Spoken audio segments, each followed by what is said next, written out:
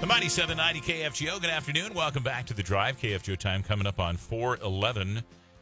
Thank you so much for joining us during the holiday season. I'm Dan. He's Paulie. Paul Juergens, the KFGO News Center. More news at the bottom of the hour at 4:30. Well, this is pretty cool. I got this press release from Wallethub just a couple of days ago. It said, with approximately 45% of all U.S. adults being single and dating opportunities restricted during COVID, the personal finance website Wallethub today released its report on 2020's best and worst cities for singles, as well as accompanying videos. We're going to talk about the key indicators that went into this, but when all was said and done and the dust settled, Fargo, North Dakota, was rated the number 6 best city for singles. How about that? Wow. So, singles, I hope that you're feeling this a little bit. I mean, I don't know how anybody dates during COVID, but we'll find out here a little bit, because joining us today is an analyst for Wallethub. Her name is Jill Gonzales. She joins us today. Hi, Jill. Hey there. How are you? Good. Is that the correct title, Jill? Call you an analyst for Wallethub, or what is the better way to say that? Yeah, an analyst. That's exactly right. Okay. So let's jump in here. You're an analyst for Wallethub. You did this study. So how did you do a study on dating? How did you execute this survey? So this is a study that we do every year. Not so much a survey. So we're not asking people their preferences, but we're looking at existing data from the census, from places like Tinder, to see, where people are most active. And this year, more than ever, online and mobile dating is really at the forefront. Online and mobile dating going on because of the COVID virus, because that was going to be one of my questions for you. Jill, how do you date during the COVID virus? Well, online. Online. And through mobile, a lot of Zoom meetups. I think once people feel comfortable on the phone or talking through FaceTime or Zoom, that's when, maybe after quarantining, they do decide to meet up. Again, it's kind of limited depending on where you live, where you can meet up. So that's kind of, I think, one thing that's been ever-changing throughout 2020. Like I said, we do this study yearly around this time. This is when people make their resolutions about relationships and things like that. But this year, we really had to change around the metrics. We're not looking at how many movie theaters there are per capita or things like that. I mean, not everything is an option anymore. That's true. Jill, I'm wondering if you saw this list of vernacular that has popped up because of some new slang that's popped up because of the COVID virus. And the number one new slang term is COVID-worthy. Have you heard that? I haven't heard that. Please enlighten me. Well, apparently COVID-worthy is a term universally used by men or women when they have determined that the potential person that they're going to be meeting or dating is worth risking getting COVID to go out and meet with.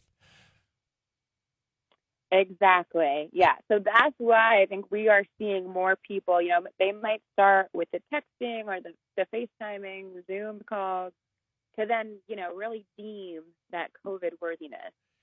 Wallethub compared more than 180 U.S. cities across 32 key indicators of dating friendliness. So can you talk, I don't want you to walk through all 32 key indicators, but what are some key indicators that you used to determine this list?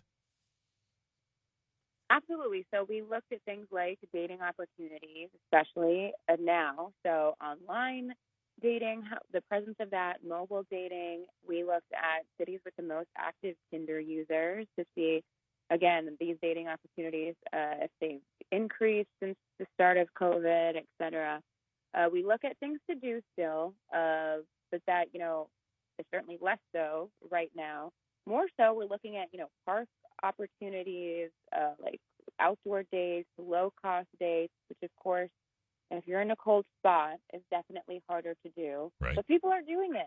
They're going on these neighborhood walks or things like that just for some, one-on-one interaction. Okay. Jill Gonzales, who's an analyst for Wallethub, and there's I'm going to call it a study. Is that okay, Jill? Yeah, that's perfect. Okay. There's been a study done that has put Fargo as the number 6 best city for singles. So let's go right after it, Jill Gonzales. Why is Fargo number 6 on your list? What do we got going for us? So Fargo did well in terms of exactly what we've been talking about, more online and mobile dating opportunities. It's interesting, places like Fargo, I think did well this year, more so than maybe the cities that we're used to seeing, like San Francisco and LA and DC, because these places, I think, had really gotten used to online dating and things like that much prior to the pandemic. These are places that are a little bit more further spread out, that do require maybe going out of your immediate circles to meet new people. So because of that, Fargo and similar cities were really better poised for singles, at least, to withstand this pandemic, because they've been doing things that they've been doing. Staying away from each other, doing things outside. Is that what you're saying? Canoeing, camping. Is that what you mean? Well, more recreational activities, but also more kind of online dating infrastructure to begin with in the first place. I got you, because we're a little more tech savvy than the average bear. Is that what you're saying? Definitely a little bit more spread out, too. Okay. So unemployment rate was part of your deal. Movie costs were part of your work?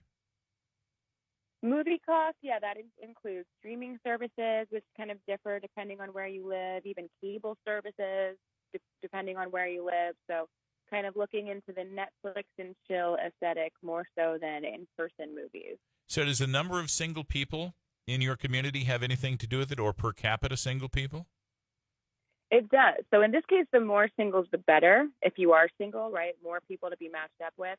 So the places near the bottom of these rankings are typically, skewing a little bit older and a little bit more settled down. So if you're single, getting into one of those communities, it's a little bit of a tougher time.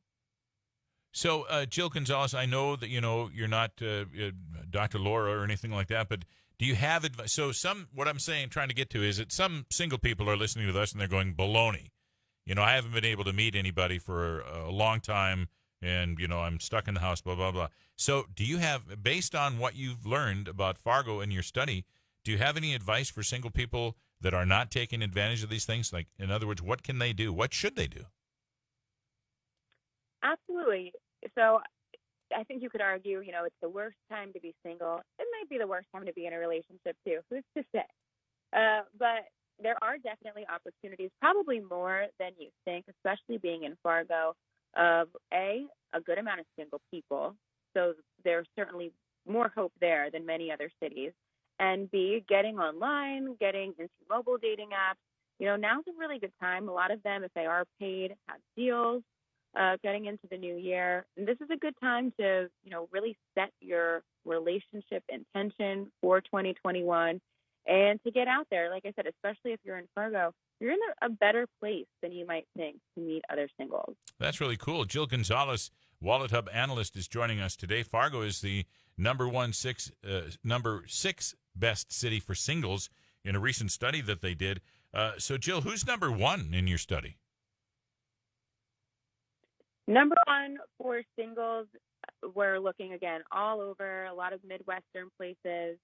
Boise, Idaho did really well here. Minneapolis did really well here. And number 1 overall, another Midwestern place was Columbus, Ohio. Well, how about that?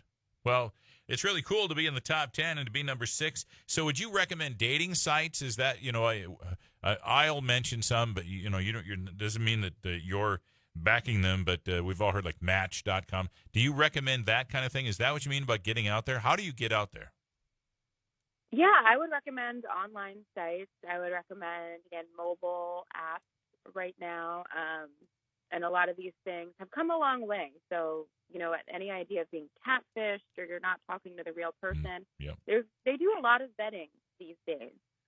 So you're more likely to certainly fall across someone who is in it for the right reasons, same reasons that you are, and ready to explore their options for anything from casual dating up to, wanting to find a life partner. They have these sites for all ages, for all kinds of different interests.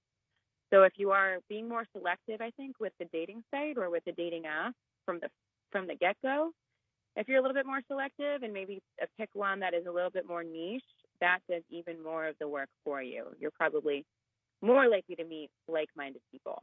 You gotcha. So, Jill, not trying to get into your personal life, but does this information that you discover impact you and your dating life? Yeah, absolutely. I mean, I have found it very interesting. My dad is on the dating site scene. He's on a website called Our Time, which is Match.com.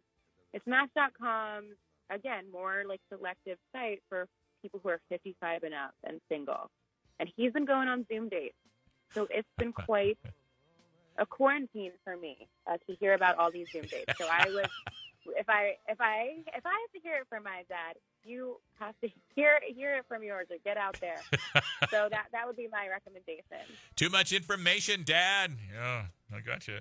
Well, it sure sounds fun. Jill Gonzales, a Wallethub analyst, helping us walk through why Fargo is number 6 best city for singles right now. Jill, thanks so very much. Hope you have a wonderful weekend. Anytime. Thanks. You too. Take care. KFGO time coming up on 4:22. You're listening to The Drive on the Mighty 790 KFGO.